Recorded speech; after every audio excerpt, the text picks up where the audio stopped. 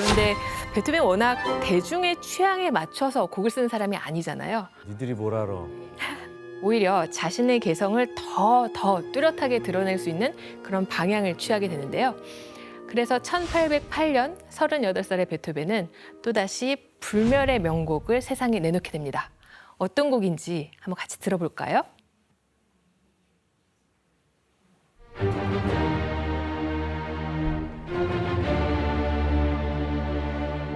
여기까지밖에 몰라.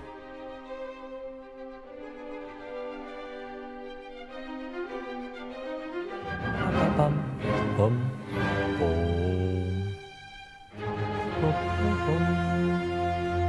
지원 씨, 이 테마 어떻게 느껴지세요? 일단 그 기존에 지금 들었던 것보다 되게 깊이가 있게 들려요.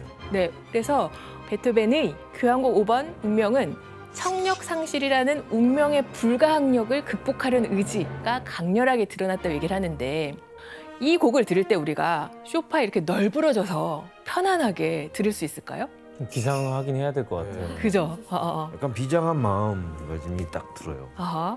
네, 그래서 마냥 편안한 멜로디가 아니라 요 운명 모티브 무거워요, 무거워. 네, 단 4개의 음표로 이루어진 모티브가 3악장, 4악장에도 전혀 다른 음악적 의미를 가지고 등장을 해요.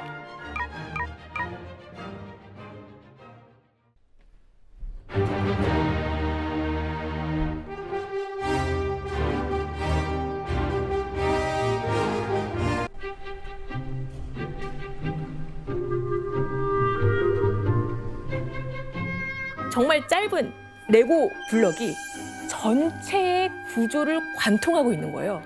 근데 그 전체의 구조를 관통하는 걸 알아채려면 집중하고 몰입해서 들어야 되는 거죠. 그래서 베토벤이 운명 교향곡을 통해서 청중들의 감상 태도에 격렬한 변화를 일으켜요. 한번 그림으로 확인해 볼게요. 네, 베토벤 교향곡을 감상하고 있는 청중의 모습을 그린 건데 어떠세요? 눈을 감거나 눈을 굉장히 뭐라 그래야 될까요? 불알이거나? 네. 편해 보이지 않아요. 오, 그러네.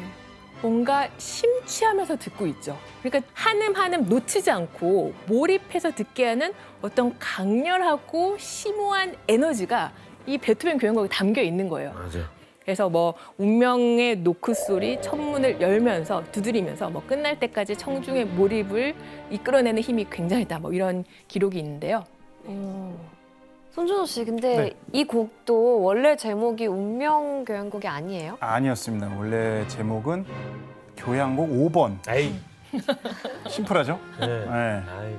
근데 베토벤의 추종자였던 안톤 쉰들러라는 사람이 운명은 이렇게 문을 두드린다 라고 말했다고 주장을 했대요. 그래서 이 곡이 운명 교향곡으로 명명이 돼서 불려진다.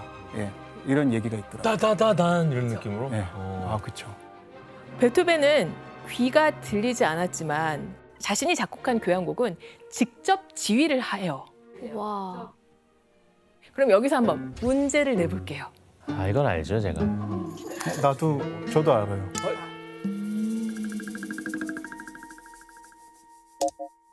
이 시기 베토벤이 즐겨 사용하던 요 물건 무엇일까요?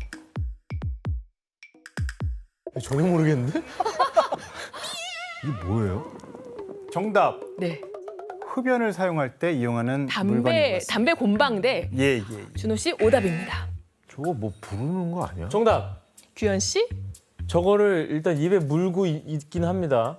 저 안으로 소리가 모일 거 아니에요. 그 약간의 떨림을 입으로 느끼는 거죠. 규현 씨 오답입니다. 정답. 혜성 씨? 입에 무는 게 아니라 저 동그란 부분을 귀에 갖다 대고 뭔가 그 소리를 이렇게 모아가지고 듣는 거 아닐까요? 혜성 씨 정답입니다. 아이. 여기서부터 보청기입니다, 많이 보청기. 이게 베토벤이 당시에 사용했던 보청기들. 또 사진으로 한번 확인해 볼게요. 이게 이제 나팔관처럼 생긴 보청기예요. 이게 귀에 꽂아서 사용했는데 크기가 우리가 보통 상상하는 보청기랑 다르죠? 엄청 크죠? 약수터에 있는 그리고 거 약수터 그 바가지 같이 생겼죠? 아 저기 귀에 아예 머리에 쓸 수 있게 만들어. 그리고 머리에 이렇게 딱 고정할 수 있게. 그러네. 띠처럼. 그래서 베토벤의 지인들이 이 보청기에 막 의지하니까 걱정을 했는데, 왜냐면 확성된 소리들이 고막에 직접 꽂히면 청력이 더 나빠지지 않을까라고 우려를 했다고 해요. 근데 베토벤 입장에서는 소리가 계속 안 들리니까 조그만 소리, 미세한 소리라도 듣고 싶었던 거죠. 이 보청기를 통해서. 지푸라기라도 잡는 네. 심정으로. 근데 보청기 약발도 그렇게 오래 가진 못했어요.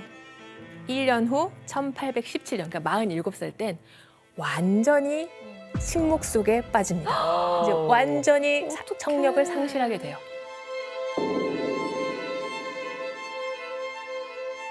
니키 씨, 그러면 이제 귀가 아예 안 들리게 됐는데 의사소통을 어떻게 하는 거예요, 사람들이랑? 네, 그때부터 이제 베토벤 자기의 그런 장애를 드러내고 이제 사람들이랑 다시 소통하기 시작했는데, 이때 내밀었던 게 바로 대화 노트예요. 이제 대화 노트 썼는데 거기 이제 상대방한테 할 말 거기다 적어달라고 했대요.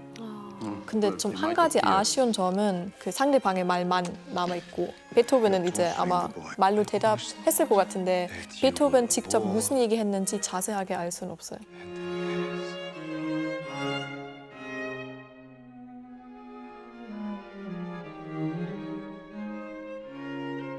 수준아 씨, 귀가 안 들리는 베토벤을 위해서 베토벤의 친구들이 선물한 게 또 있다면서요? 네, 멜첼이라는 친구가 귀가 들리지 않는 베토벤을 위해서 메트로놈이라는 선물을 줍니다. 베토벤이 이 기기를 매우 사랑해가지고요. 메트로놈은 희대의 발명품이다라는 말까지 했을 정도였는데요. 사실 베토벤의 무덤도 보시면은 메트로놈 형상이라고 있습니다. 우와. 아, 신기하다. 베토벤이 이제 침묵과 무음의 세계로 빠졌는데 청력을 잃었기 때문에, 그런데도 음악에 대한 열정은 놓지 않았어요. 그리고 이때 한 인물이 그의 삶에 또 음악에 중요한 원동력을 제공해 주는데요. 누구일까요? 삶에. 여자. 니키 씨, 맞아요. 베토벤이 사랑했던 불멸의 연인이 등장하게 됩니다.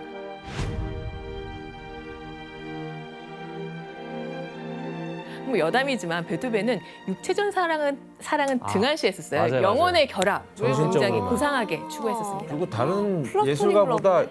여자 관계가 늦어. 아. 연인도 그렇고. 그래서 베토벤에게 불멸의 연인이 어떤 존재였는지 먼저 그가 쓴 편지를 같이 볼게요. 불멸의 연인에게 나의 천사이자 전부이며 나의 분신이여 그대에게 잠시 내 마음을 전하려 하오. 내일이 되어야 내 숙소가 확실하게 정해질 것 같구려. 왜 이런 깊은 슬픔이 있어야 하는지 우리가 완전히 하나가 된다면 나도 그대도 이처럼 고통을 겪지 않을 텐데. 전형적인 연애 편지죠. 예. 그 베토벤 마음 어떻게 느껴지세요? 빨리 하나가 되자는 얘기인 것 같은데. 그죠. 그 하나를 위한 갈망 같은 것들이 느껴지시죠. 이 편지는 베토벤이 세상을 떠난 이후에 그 서랍 깊은 곳에서 발견된 연애 편지인데요. 근데 베토벤이 이 편지를 받는 수신인을 어떤 여인의 이름으로 특정한 게 아니라 불멸의 연인, 운슈테르리히 게립테라고 적었어요. 그러니까 이 베토벤을 연구하는 학자들 사이에서는 과연 이 연인이 누군가를 두고 의견이 분분한 거예요. 이 몰라요? 논문만 해도 막 몇 수 편에 달할 거예요. 아니, 이름을 왜 안 적었을까요? 안 밝혀졌어요? 그래서 1970년대 한 베토벤 연구자가 한 여인을 유력한 후보로 특정을 하게 됩니다. 과연 누군지 사진으로 확인해 볼게요. 베토벤 연구가가 있어.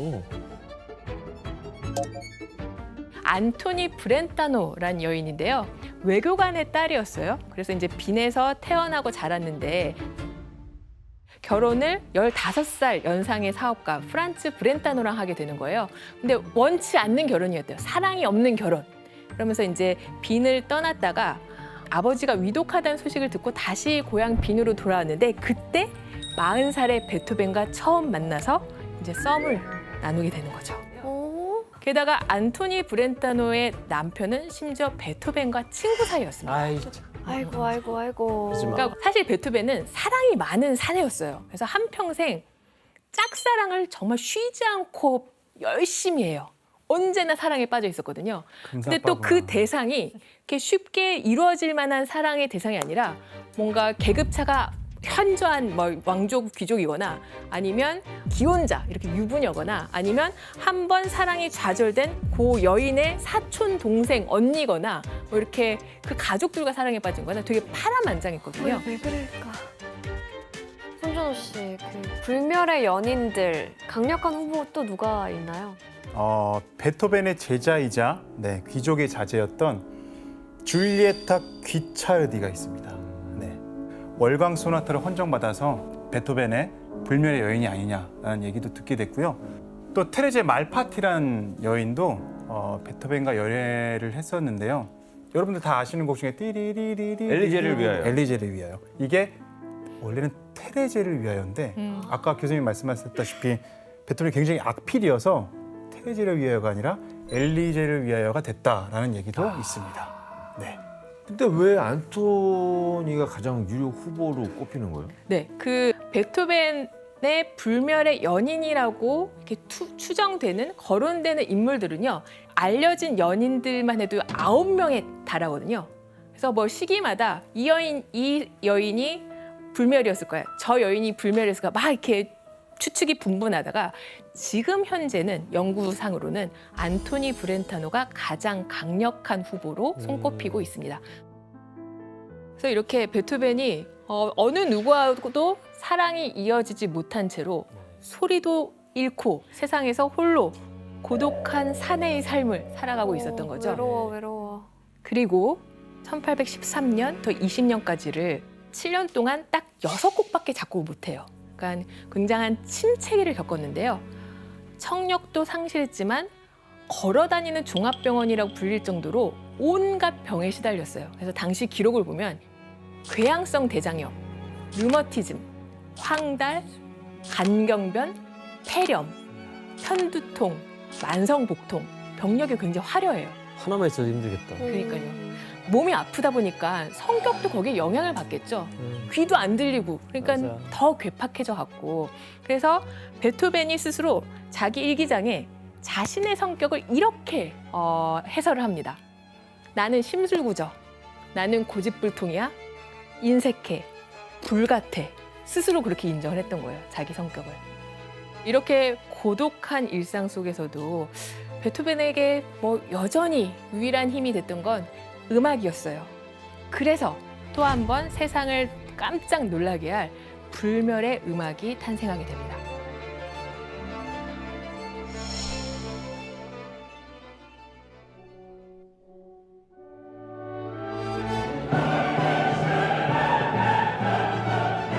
아, 여기구나.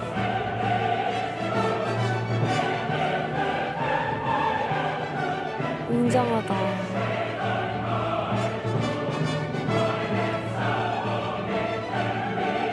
아, 진짜 멋지다.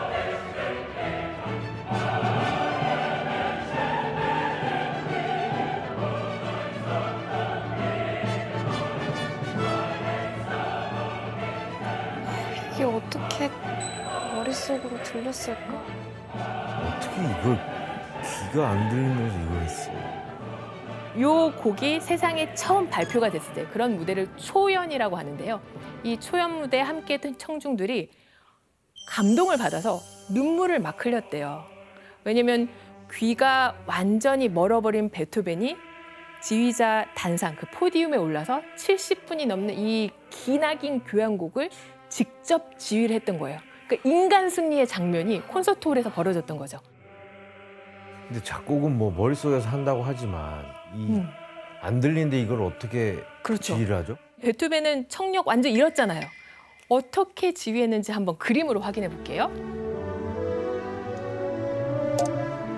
베토벤 가운데 있죠. 그리고 그 앞에 보조 지휘자가 있어요.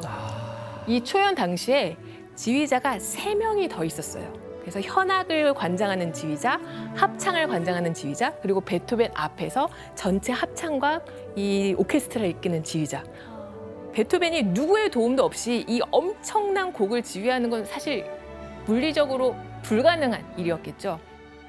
그래서 이 베토벤 앞에 실질적으로 악단을 이끄는 라우프라는 지휘자를 세웠고 그 뒤에 베토벤이 섰는데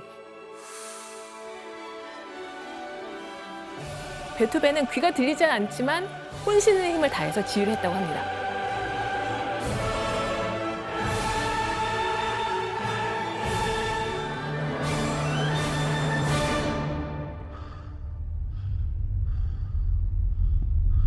베토벤이 지금 듣고 있는 소리예요.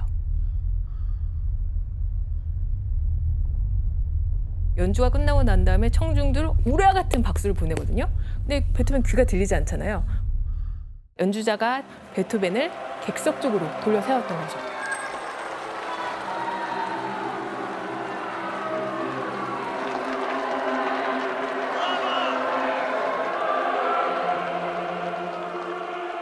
대단한 사람이에요. 귀가 안 들리는 사람의 지휘를 들었다는 것 자체로 뭔가 울컥할 것 같아요. 그래서 당시 전해오는 이야기에 따르면 청중들이 어찌나 광적으로 흥분했는지 4번이나 공연이 중단됐었대요. 그리고 경찰까지 나서서 공연장의 질서를 바로잡아야 될 정도로 그 초연의 열기가 아주 뜨거웠다고 합니다.